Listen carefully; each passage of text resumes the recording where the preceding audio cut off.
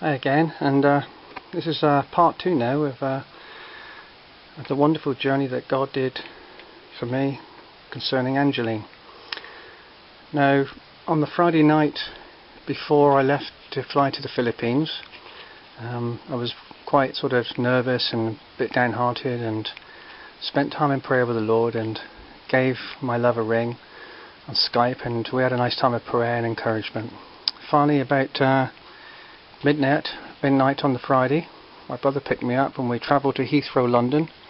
Arrived at 3:30 in the morning and spent 5 hours in the airport, and finally checked in and got onto the Gulf Air Airlines. And then from then on, it was a massive few flights really. Went from Heathrow to Bahrain. I think that was 7.5 hours.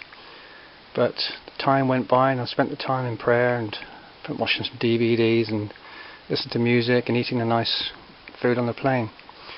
Finally arrived at Bahrain. I think it was about 2 o'clock in the morning, I believe, something like that.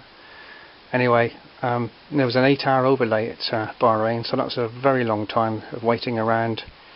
But the culture was so different and so amazing to see completely different cultures that I'm not used to in the Arab world. It's quite amazing.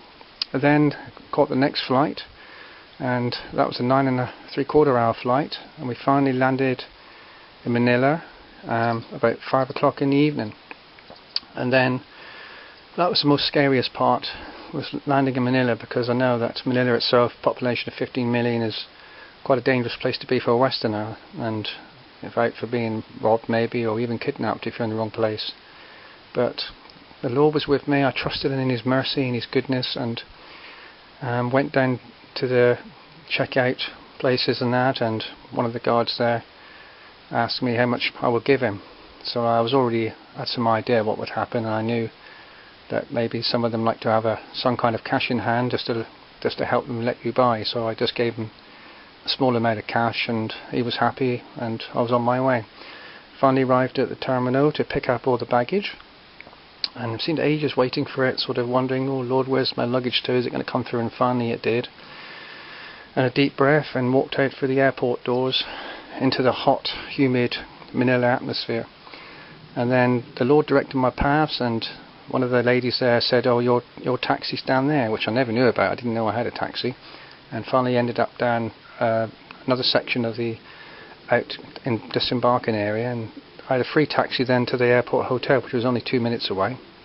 I finally arrived and checked in, and everything went well, and got into the room, put the air conditioning on, and just worshipped the Lord. And it was just amazing. I couldn't believe I was actually there. It's such an epic journey for me, for a man like me who in the past was so shy and timid, and yet there I am, amazingly, wonderfully, in God's power, His glory, to actually take me this journey.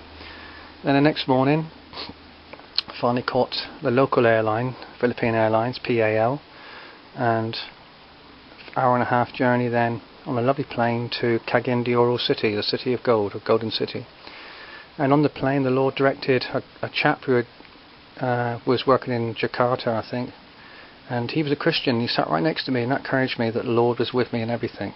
Finally arrived at the airport 12:30, an hour late, and there finally took the luggage and a lot of prayer, and okay Lord, this is it now. I'm finally going to meet this dear wonderful woman who's been my best friend and been so wonderful to me and so encouraging and so pretty to me. But now Lord, I really depend upon you. And she too was nervous, I know. And I looked across the road where the taxi lots were, and there she was wearing a red t-shirt, only you on it.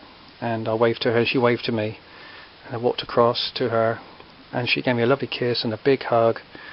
And oh, it was glory to God, because it was so wonderful how He showed His great mercy and tenderness and kindness to my love and I. And we sat in the taxi and she held my hand, and it was just amazing how God worked things out. And finally got back to our house, and a bit nervous, everybody looking at me as I walked down after checking into the Riverview Inn, and down to her parents, and then her mum and dad welcomed me so wonderfully. Hi John, they said, and some brothers and sisters and that Lord did as well. And her mum was so kind and so sweet, and she made me so welcome, the whole family. It was amazing how God did such wonderful things for us both, and we're so grateful.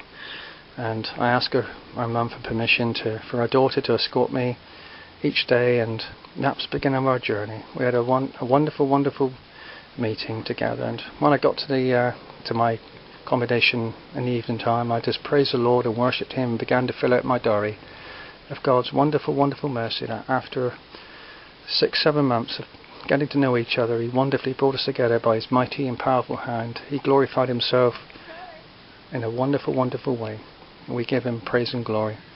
So that's part 2. So watch the space for a bit more of my journey of how God allowed me to wait for 26 years before finally bringing into my life the most wonderful woman, the most suitable, amazing woman I could ever have dreamed of. So be encouraged.